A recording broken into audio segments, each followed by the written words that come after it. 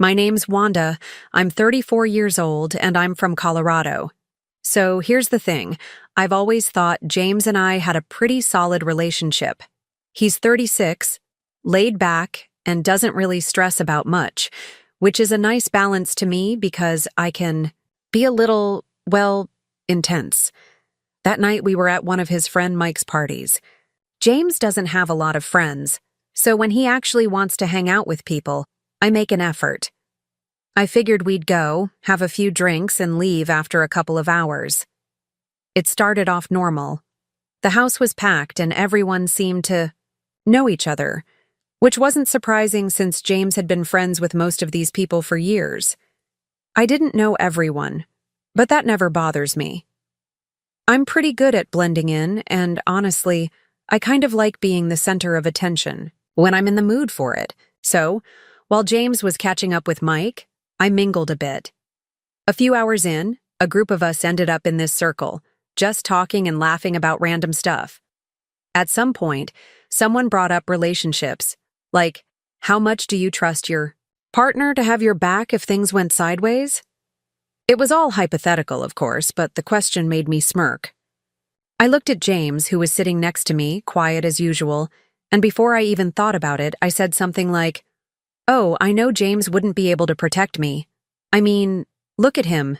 It got a laugh, a big one, and I felt that little rush you get when you know you've said something funny. So, I kept going. I teased him about how he doesn't work out, how he can barely open jars sometimes, and threw in a joke about how we'd both be victims if someone tried to mug us because he'd just freeze up. People were dying laughing. Even Mike made a joke about James skipping leg day, like it turned into this whole thing. James didn't say anything, though. He just kind of sat there with this weird half-smile, like he didn't want to make it awkward, but I could tell he wasn't laughing. So, of course, instead of stopping, I doubled down. I pointed at his arms and said something like, "Seriously, though, he's got arms like a sixth grader. No offense, babe." People lost it again. I mean, it was funny, right? And it's not like I was saying anything that wasn't true. But then, out of nowhere, James stood up. Just like that. Stood up, grabbed his jacket, and walked out of the room. No explanation. Nothing. At first, I thought he was just going to the bathroom or needed some air, but when he didn't come back after a couple of minutes, I realized he was gone. Like, gone. Gone. The mood in the room shifted immediately. People stopped laughing, and there was this awkward silence. Mike looked at me and was like, "You okay?" That was kinda harsh, which threw me off because, in my head, it was just a joke. A joke. We've teased each other before. It's not like I broke some unspoken rule or something. Still, I tried to play it off. I shrugged and said, "He's probably just tired or whatever. He's fine." But inside I was annoyed. Like, what was his problem? It's not like I was lying, and it's not like anyone there was going to think less of him. If anything, I thought it'd make him look good. You know, for being able to laugh at himself. I stayed at the party for a little while longer, but it wasn't the same.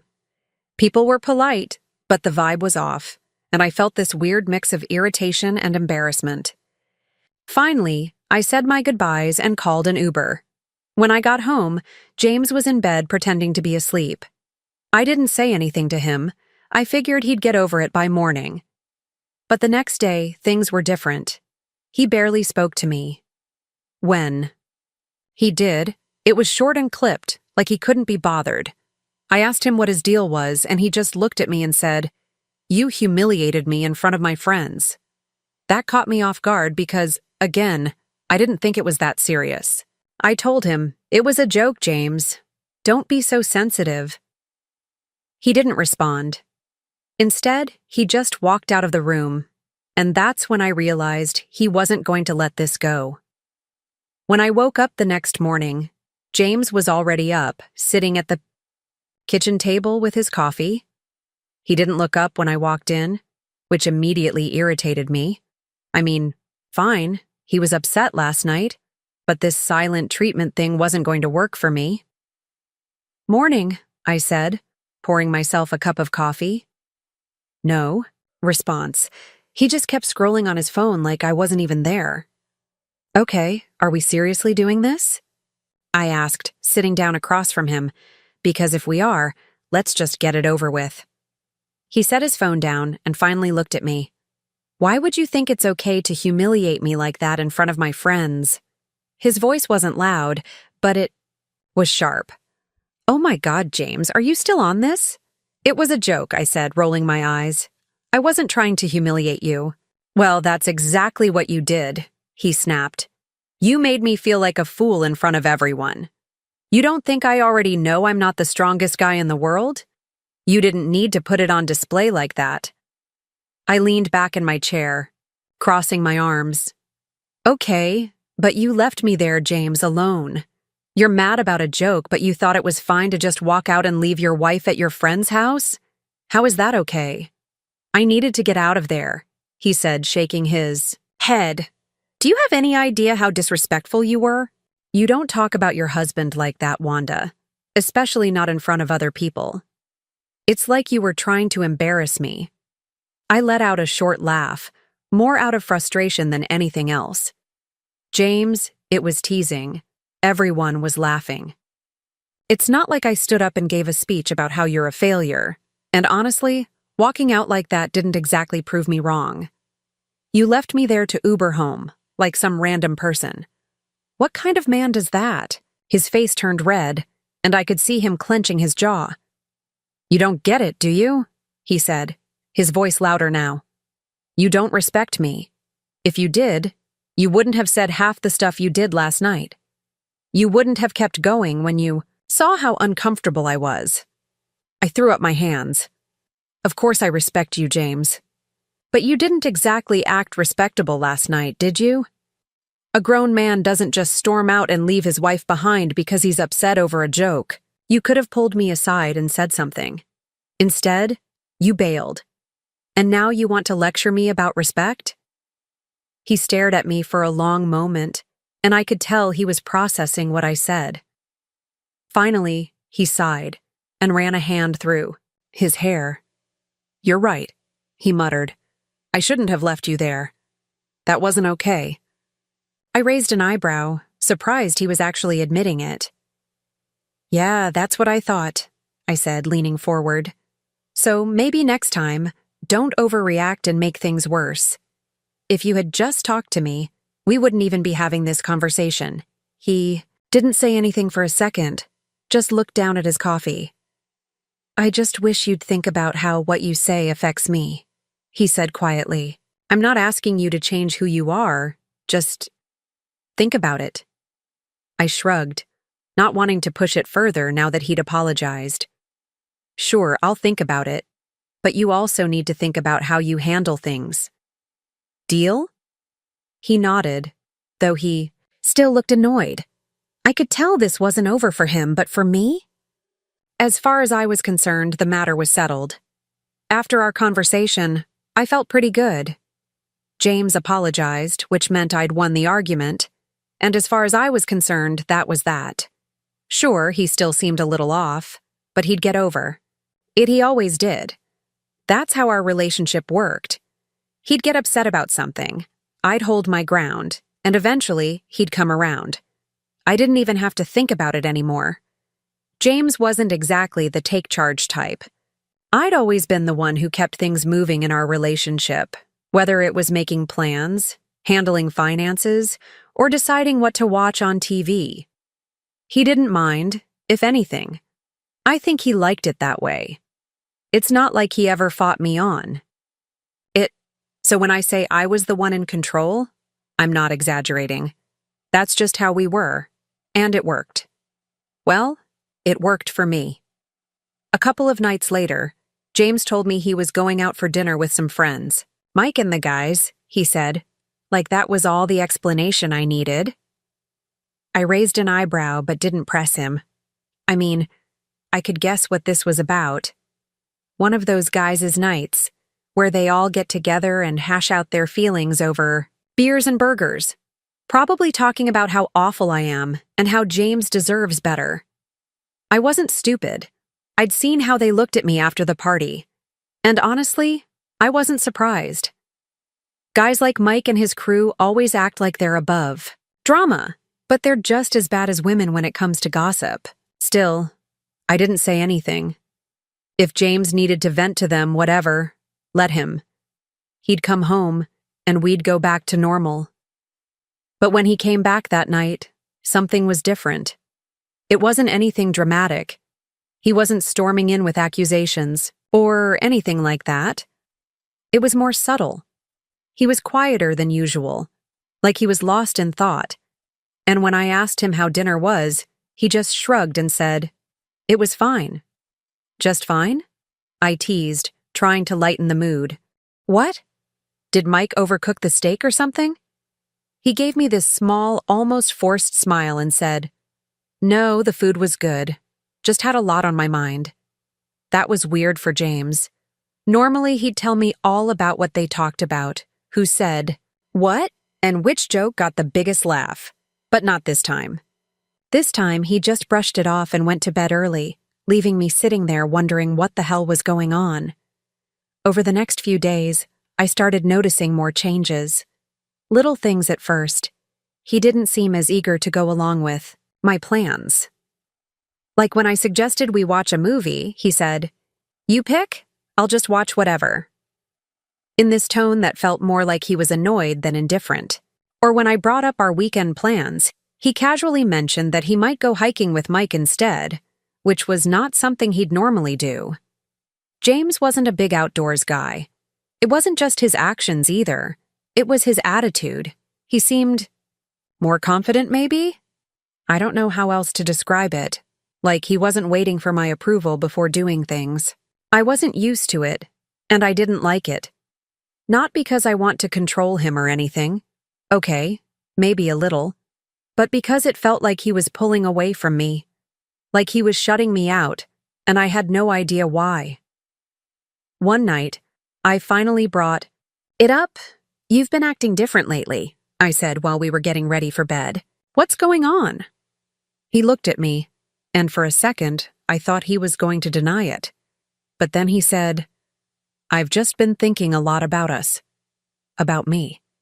About what I want." That threw me off. "What you want?" I repeated, trying to keep my voice calm. "What's that supposed to mean?" He shrugged.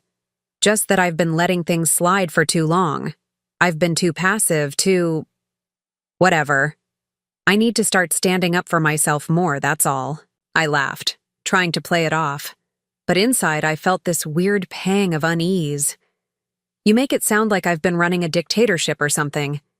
Is this about the party? Because we already talked about that." "It's not just the party," he said, looking me straight in the eye. "It's everything." And just like that, the conversation shifted. It wasn't about one night or one joke anymore. It was about our entire relationship, and for the first time, I realized he might not be okay with how things were. For the first time, I started wondering if I was losing control. James came home from work one evening, and I could tell right away something was on his mind. He had that serious look, the one he gets when he's about to say something he's been rehearsing in his head for hours. I didn't ask what it was, though. If it was important, he'd tell me. Or at least that's how it usually went. We had dinner, mostly in silence, and then, just as I was clearing the plates, he finally spoke up. "We need to talk." I sighed, already annoyed. "Okay, what now?"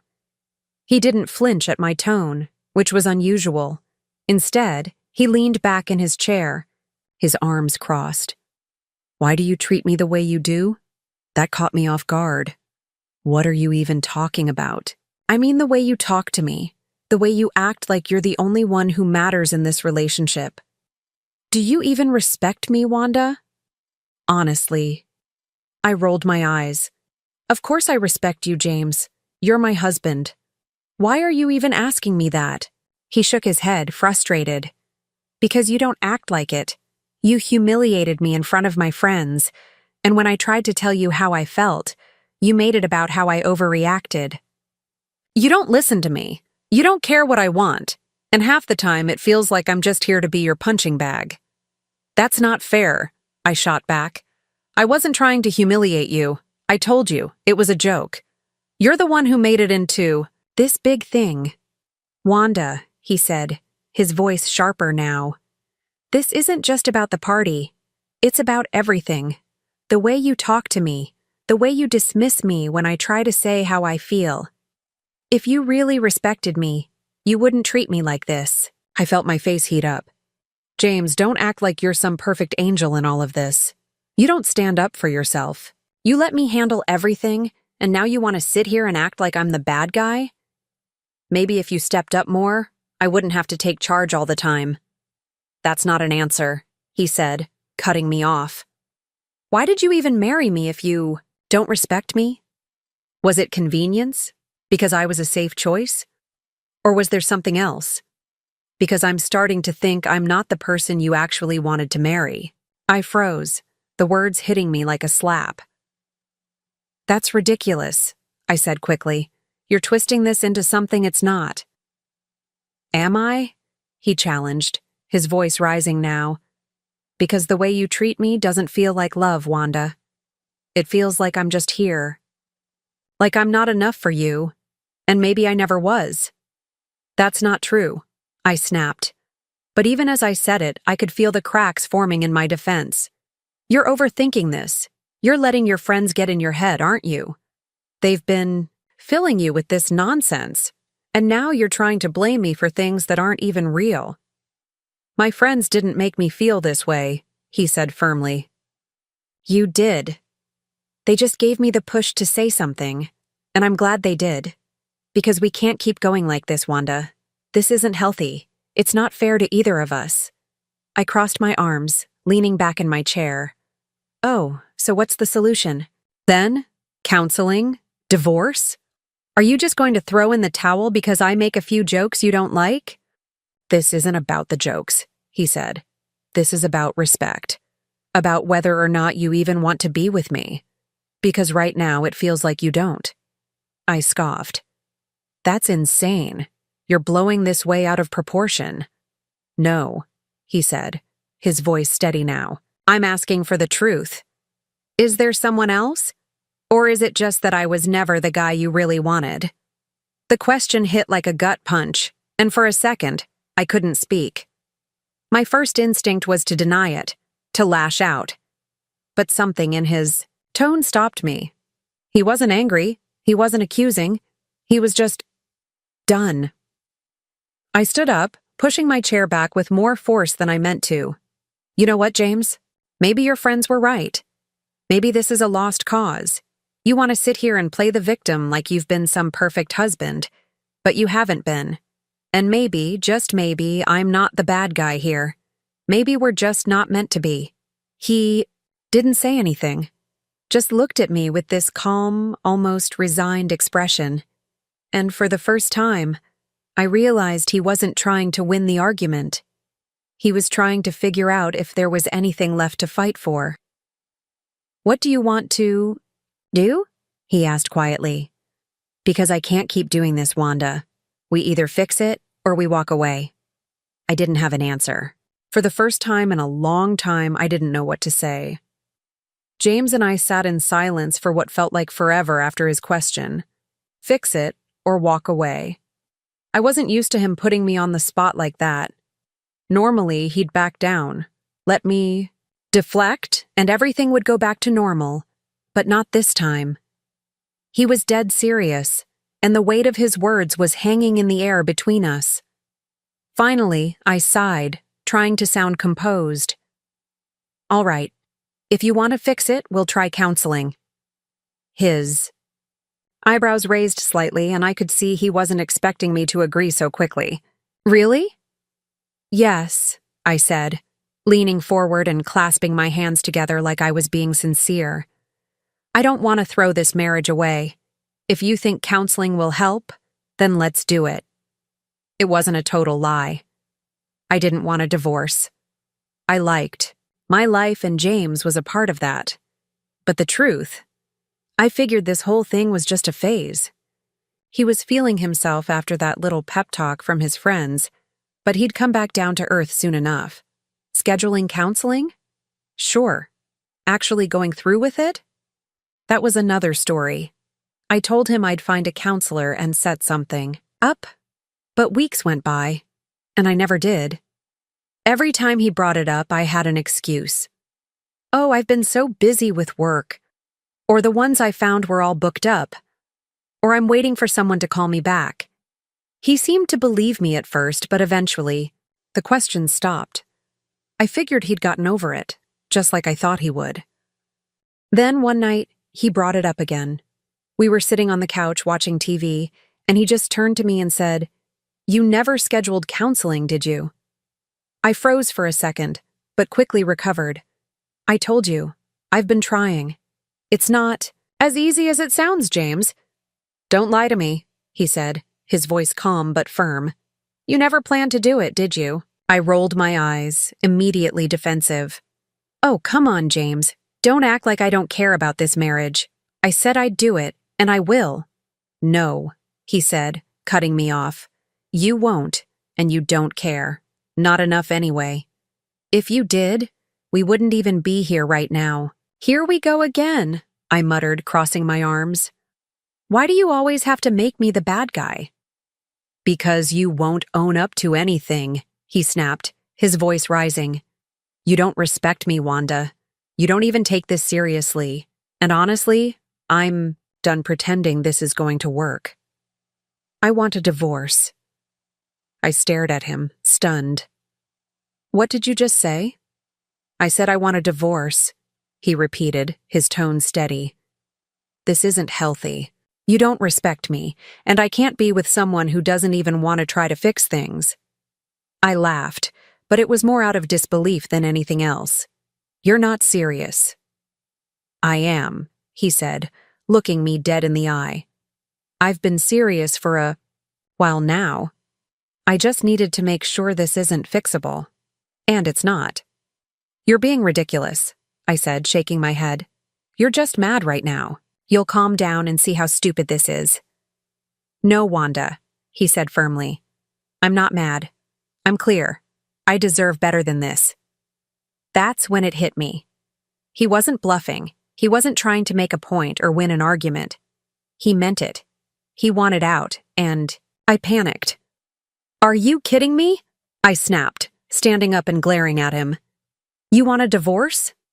After everything I've done for you? After all the years I've put up with you being weak and passive and— Stop, he said sharply, but I ignored him.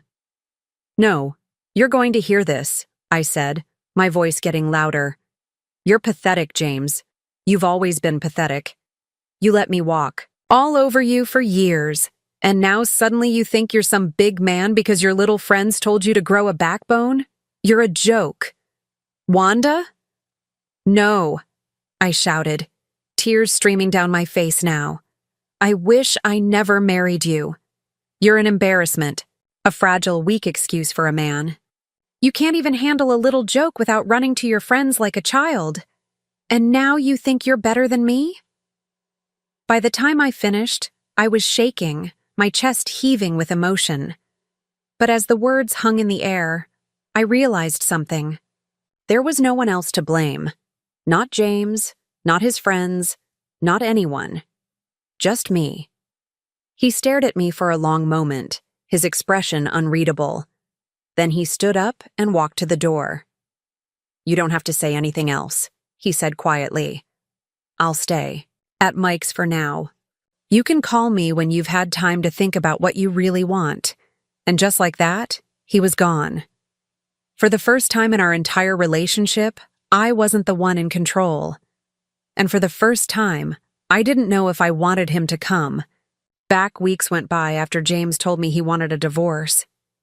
He stayed at Mike's place most nights, but came back to the house every few days to pick up clothes or sort through his stuff. Every time I saw him, it felt like he was someone else entirely. He didn't look at me the same way, didn't speak to me with any warmth. It was like I was a stranger to him. and it killed me. I'd try to make small talk when he came by, anything to break the coldness between us. But he kept it short and polite, like he was talking to a coworker he barely knew. The minute he left, I'd fall apart. I'd sit on the couch and cry, wondering how things had gotten so bad so fast.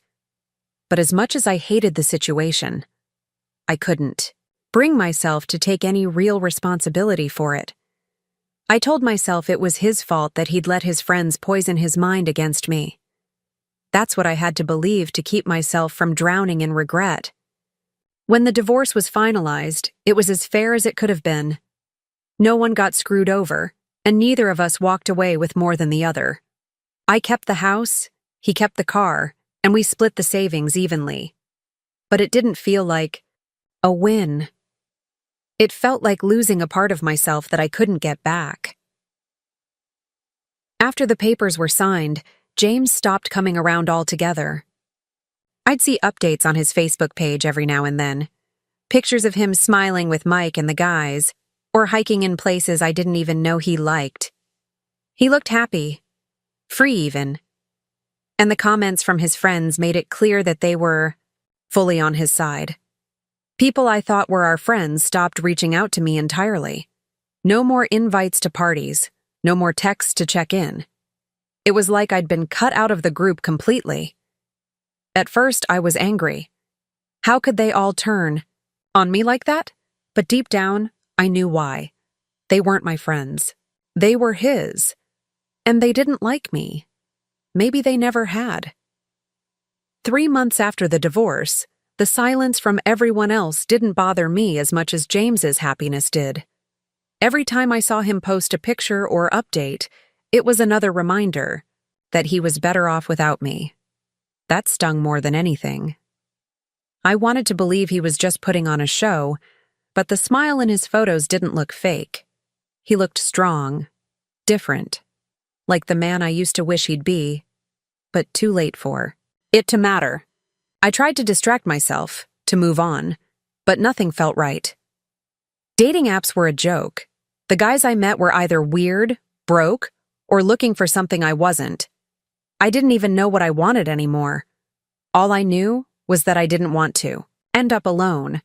But with every passing week, that possibility started to feel more real. I still told myself the divorce was for the best. That James wasn't the man I needed, that I'd find someone stronger, more decisive, someone who could handle me. But every time I saw his name pop up on my newsfeed, that little voice in the back of my head told me I'd made a mistake, and that maybe, just maybe, I'd been the problem all along. But I'd never say that out loud. Not to anyone.